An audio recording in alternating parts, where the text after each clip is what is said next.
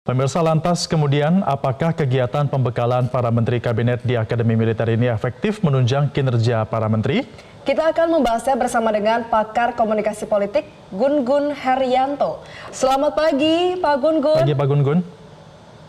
Selamat pagi. Ya Pak Gun Gun, bagaimana sih Anda melihat pembekalan para menteri kabinet di Akademi Militer Magelang ini? Ya, ini kan pengondisian instrumental ya oleh presiden yang punya background militer ya. Dan bawaan personal serta pengalaman kepemimpinan Pak Prabowo itu sepertinya sedang diupayakan diimplementasikan di awal-awal kekuasaannya. Dengan cara misalnya lebih cepat memberikan pembekalan sekaligus ada pengondisian instrumental atau istilahnya instrumental conditioning di Magelang lewat pendadaran ya. Dan ini sebenarnya biasa dalam tradisi kepemimpinan militer. Instrumental conditioning seperti ini biasa mencakup 3 hal. Pertama itu knowledge, kemudian yang kedua itu lebih pada penyamaan yang disebut dengan mental dan sikap ya.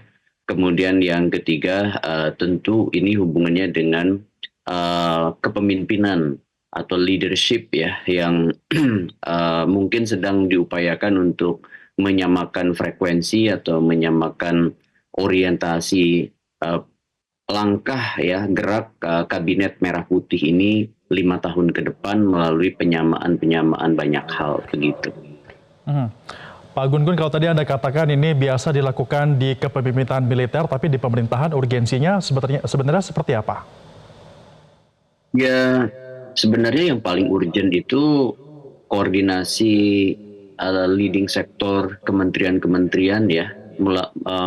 Tentu yang urgent itu mulai dari presiden harusnya meminta para Menko untuk mengefektifkan koordinasi kementerian-kementerian teknis yang banyak nomenklatur baru. Itu sebenarnya bagi saya yang paling urgent. Tapi oke lah.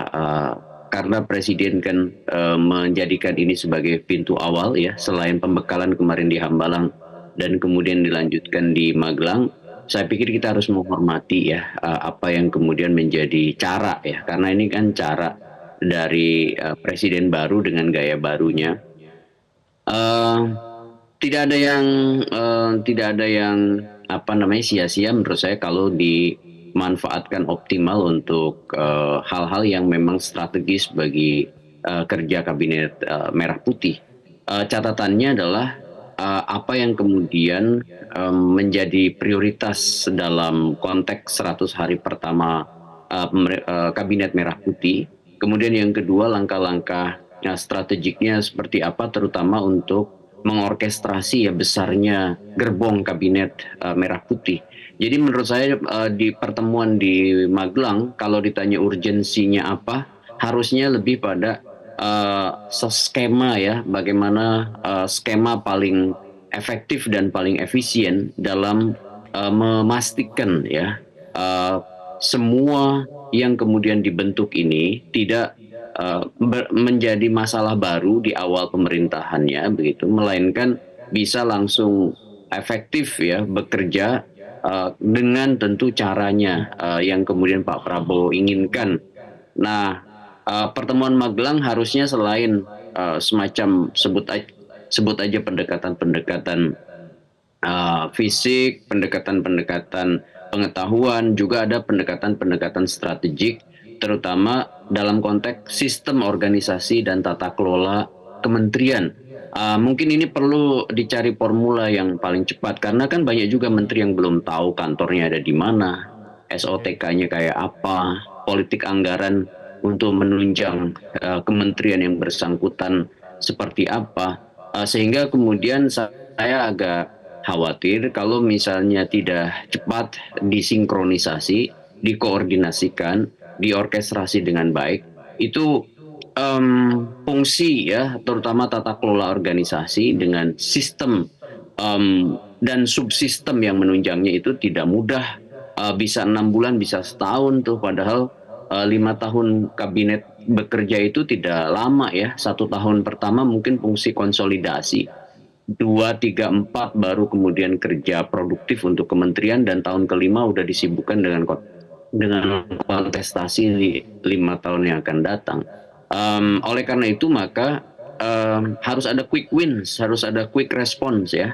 Terutama misalnya dengan memastikan bahwa kementerian dengan nomenklatur-nomenklatur baru itu bisa langsung fungsional ya, bukan hanya jumlahnya yang banyak dari sisi personil yang mengisi menteri dan wakil menteri, tetapi juga fungsionalisasi kementerian baru yang difokuskan, dipisahkan, direorganisasi. Bahkan nanti tentu akan berdampak pada realokasi dan redistribusi orang atau sebut aja ASN-ASN di sejumlah kementerian yang bersangkutan. Terlebih kalau misalnya kementerian-kementerian itu memerlukan struktur ya, seperti misalnya dirjen, direktur, kasubdit dan lain sebagainya sampai di ASN-ASN yang harus kemudian tentu direalokasi dari kementerian-kementerian lain begitu.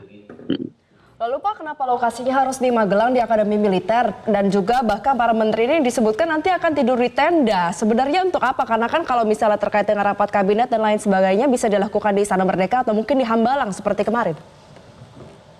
Ya ini ya yang tadi saya sebut di awal, sepertinya memang posisinya adalah bukan semata-mata koordinasi kabinet, ini semacam pengondisian instrumental ya, mungkin psikologis, mental, termasuk juga beberapa mungkin skill yang dibutuhkan dalam konteks leadership.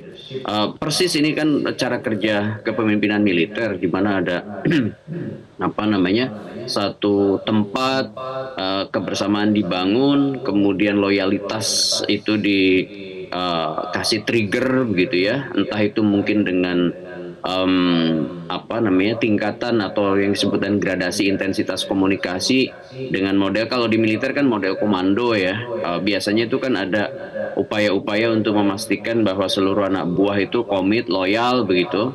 Kemudian juga biasanya kalau di militer kan ada latihan fisiknya. Saya nggak tahu di Magelang ini para menteri juga apakah ada itu.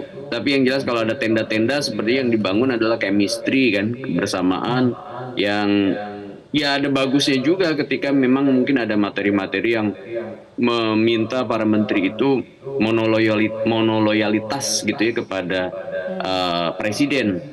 Karena sejarah Republik ini menunjukkan salah satu problem tata kelola kementerian di Indonesia itu soal loyalitas pada orang yang berada di puncak hierarki otoritas, yaitu yang namanya presiden. Kenapa menjadi problem? Karena fragmentasi kekuatan politik ya yang luar biasa. Menteri dan wakil menteri itu kan bukan hanya didistribusikan dari satu partai, tak melainkan dari banyak partai. Dan kalau kita lihat layernya itu paling tidak ada 3 kan. Pertama layer partai politik ya, orang-orang yang berasal dari partai politik. Kemudian yang kedua orang-orang yang berasal dari tim relawan dan tim sukses yang belum tentu juga orang partai politik. Kemudian yang ketiga baru kelompok profesional, teknokrat, yang bisa saja murni profesional dan teknokrat atau juga proksi dari kekuatan real politik seperti partai. Meskipun misalnya labelingnya adalah bisa akademisi, bisa korporasi, atau punya pengalaman portofolio korporasi dan lain-lain. Gitu. Dengan beragam layer itu, apakah kegiatan ini bisa efektif membangun kekompakan antar kementerian? Saya tidak yakin dalam satu momen itu bisa apa namanya benar-benar langsung efektif gitu ya. Ini butuh hal lain ya sebenarnya. Bahwa ini bagus dan harus kita ya beri apresiasi ya. Kita apresiasi sebagai salah satu cara kan, tiap pemimpin kan punya caranya sendiri-sendiri. Tapi jangan sampai kemudian juga lupa bahwa sebenarnya hal yang paling krusial dan fundamental lagi adalah memastikan yang disebut dengan tadi SOTK ya. Karena begini, mungkin kalau di militer kan udah jelas ya satu komando dan berjenjang ya, sehingga kemudian mudah melakukan instrumental conditioningnya. Berbeda dengan kabinet. Kabinet ini kan fragmented ya. Banyak sekali kekuatan yang menyokong dan di tengah fenomena multipartaisme ekstrim di Indonesia, di mana partai itu sangat beragam dan kabinet ini kan kabinet gemuk ya, yang terdiri dari politik akomodasi yang luar biasa. Maka menurut saya dua hal yang paling penting juga di awal adalah komunikasi politik ya dengan lintas kekuatan, terutama misalnya dengan kekuatan-kekuatan yang menjadi penyokong, sebut aja dalam tanda petik menjadi sekarang bagian dari the ruling party begitu ya. Nah itu penting sekali. Kemudian yang kedua adalah memastikan agenda-agenda lewat komunikasi intra dan intergovernment. Intragovernment misalnya bisa horizontal, antar kementerian, itu horizontal ya, kemudian vertikal dengan presiden. Jadi apa yang menjadi prioritas misalnya kementerian-kementerian dalam 100 hari atau 1 semester awal 1 tahun gitu. Sehingga kemudian di waktu cepat itu bisa melahirkan public trust, karena kan sekarang selain apresiasi itu juga banyak catatan kritis terkait dengan komposisi kabinet yang sangat gemuk ya, mengulang gemuknya kabinet Dwi Kora yang disempurnakan atau kabinet Dwi Kora 2 tahun 1966. Ini kementerian yang jauh, menteri dan wakil menteri yang jumlahnya di atas 100. Kalau kemudian itu menjadi realitas hari ini dari kabinet merah putih, maka jawabannya adalah apakah jumlahnya yang banyak itu berkorelasi positif dengan produktivitas. Kan bagi publik nggak penting di mana bertemunya, mau di Magelang, mau di Hambalang, mau di Istana, mau di IKN, itu bukan jadi persoalan publik. Itu kan hanya cara dari presiden untuk melakukan pengondisian instrumentalnya. Yang diharapkan dari publik karena sekarang ini sudah dilantik, dan setelah dilantik itu saatnya publik bertanya apa yang sudah dihasilkan, maka indikator capaian paling tidak ya dari indikator-indikator awalnya itu dibutuhkan. Kan memang juga publik tidak bisa melakukan jumping conclusion pemerintahan ini sukses atau gagal dalam 100 hari atau dalam 1 semester atau setahun, karena kan pemerintahan punya waktu 5 tahun. Tetapi indikator itu kan bisa diraba, indikator itu bisa dilihat, KPI-nya itu bisa dilihat dari 100 hari, 1 semester, 1 tahun pertama, untuk menunjukkan bahwa apakah pemerintahan ini punya FCR yang tepat, finding, conclusion, recommendation untuk problem solving pemerintahan saat ini dan 5 tahun ke depan. Begitu. Berarti untuk instrumental conditioning dan juga monoloyalitas ya Pak, kita sama-sama nantikan ya bagaimana jalannya dari perkemahan Akademi Militer di Magelang saat lagi. Terima kasih pakar komunikasi politik Gun Gun Herianto sudah bergabung bersama kami di Metro Pagi Prime Time.